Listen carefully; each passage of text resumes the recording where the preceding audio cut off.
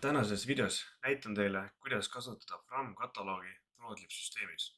Selleks, et omale Fram kataloog saada, on vajalik eelnevalt alla tõmmata Prodlibi kataloog. Fram kataloogil on tugi nii Reviti kui AutoCAD tarkvaradele, aga täna käsitleme ainult Reviti poolt. Nagu näha, siis Revit on mul siin taustal juba lahti võetud ning selleks, et Frami kataloog kätte saada, tuleb tegumi ribal liikuda Prodlibi peale ning siit valida endale Frami kataloog. Antud kataloog koosneb siis erinevatest õõnespaneelidest, seinaelementidest ning õõnesbetoonplokist müüritusest. Kataloogi sätete alt on meil võimalik valida siis 3 eri keele vahel ning sobiliku keele valides tuleb vajutada nupule Apply, peale mida siis kataloog avaneb teile valitud keeles. Fram toote kataloogi näitlikustamiseks sisestame Revitisse seina ja õõnespaneeli. Selleks liigume seinaelemendid, valime välisseinad ning siit valime endale sobiliku seinatüübi.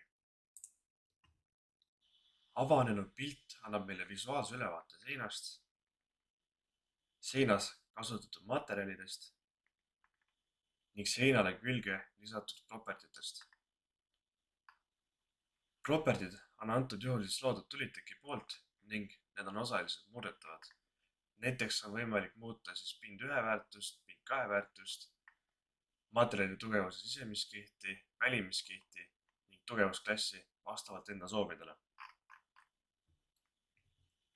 Selleks, et seint sisestada Revitisse, on vajalik kasutada funktsiooni Insert as Wall.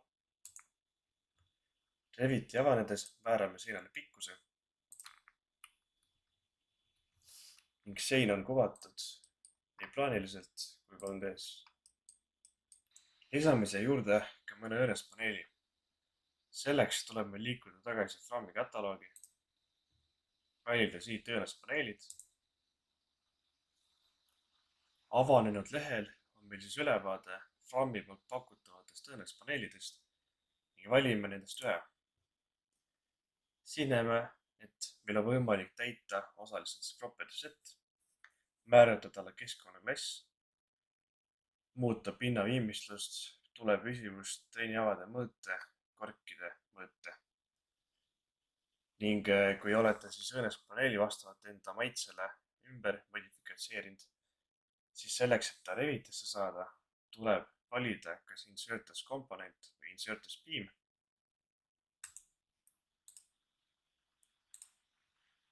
Ning sarnaselt seintele talle siis määrata pikkus. 3Ds näeme, et õõnespaneel ja sein on ilusti Revitisse kaasa tulnud ning koos nendega on tulnud kaasa ka siis property set oma erinevate parameetritega.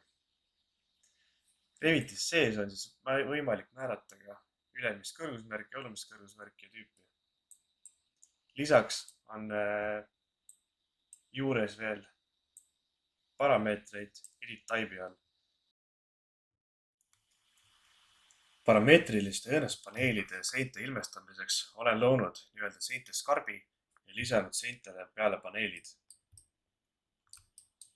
Olukorras, kus sein on nurga all, on võimalik paneelid modifitseerida nurgale sarnaseks. Alustame eelviimasest paneelist. Eelinfoks on teada, et sein on 45 kraadise nurga all. Õõnespaneeli servad on välja toodud Reviti parameetritena katteangle 1, katteangle 2, katteangle 3 ja 4. Paneelil on siis vastavalt serv 1, serv 2, serv 3 ja serv 4. Meil on siis vajalik teada või muuta serv 2 andmeid. Esimese osana peame ära mõõtma, kui kaugele me lõike paneeli sisse teeme. Selleks võtame mõõte tööriista ning saame teada, et 600 on selline paras kaugus. Sisestame siis 600 cut start from edge 2. Ning eelinfo kohaselt teame, et nurk peab olema 45 kraadi. Sellega saame siis eelviimase paneeli paika. Sarnaselt siis eelviimase paneelile toimub ka siis viimase paneeli korrastamine. Sisestame 45 kraadi katteangra jahte.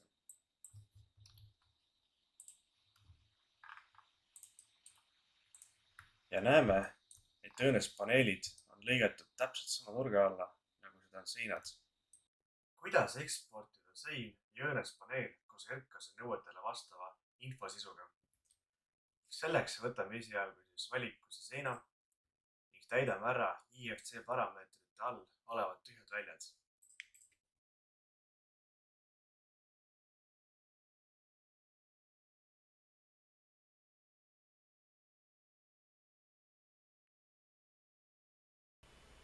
Seejärel liigume Edit Type'ile ning leiame veel IFC parameetrid, mida me siis seina elemendile juurde lisada saame.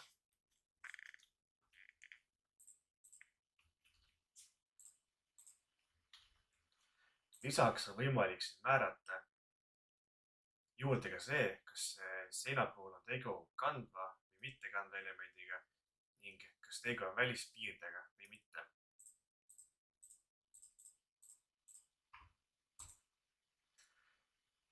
Kui andmed täidetud, vajutame Applied ning OK'd.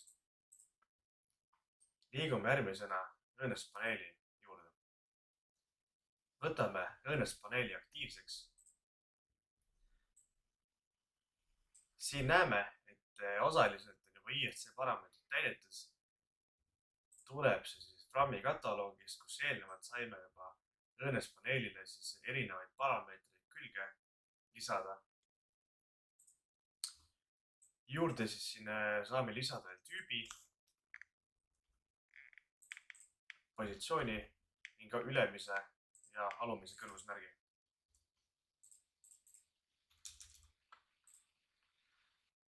Sellega oleme IFC ekspordiks sisu valmis saanud.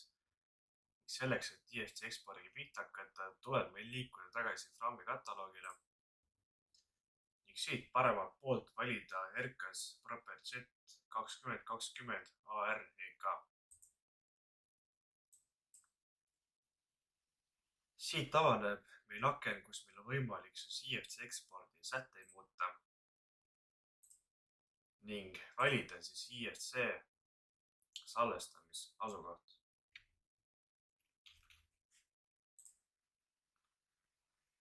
Kui sätted üle vaadatud ning asukoht valitud, jääb meil üle ainult eksport nuppu vajutada.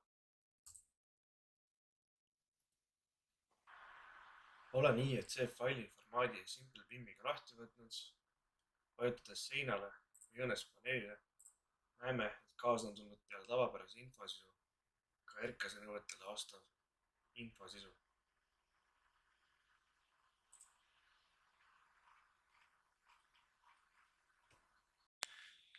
Kui ei peaks mingil juhul valmis tehtud seinad sobima, siis on võimalik teha enda modifitseeritud seinatüüp.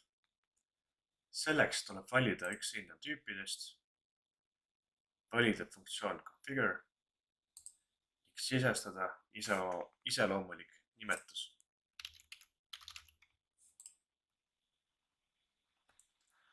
Avanenud aknas saab muuta täies kogus property seti, muuta materjale, millest sein koosneb, lisada juurde materjale, muuta nende suuruseid ning lisaks on kuvatud muudatused visuaalse näidisega. Koostatud seina saab samamoodi Revitisse laadida või trükkida välja PDF formaadis joonis.